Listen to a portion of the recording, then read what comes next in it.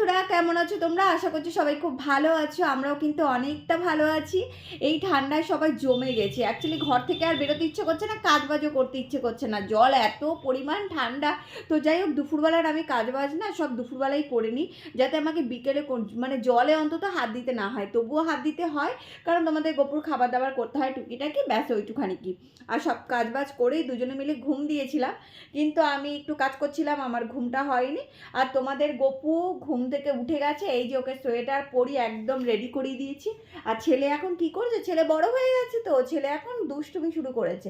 এই পাশের কাগজগুলো দেখো মুখে নেবে, জানো তো, ও দাঁড়িয়ে দাঁড়িয়ে এই পাশের কাগজগুলো ছিঁড়ে ছিঁড়ে পুরো প্লেন করে দিয়েছে। যাই হোক, মানে কাদের কাদের ওখানে খুব ঠান্ডা পড়েছে সেটা কিন্তু অবশ্যই কমেন্ট করে জানিও। আমাদের এখানে ভালোই ঠান্ডা পড়েছে, বাট আমার ঘরটা মোটামুটি একটু গরম বলে তো তবুও আমি সোয়েটার মনে আজকে পরলাম, এতদিন পর মনে আমি সোয়েটার পরলাম।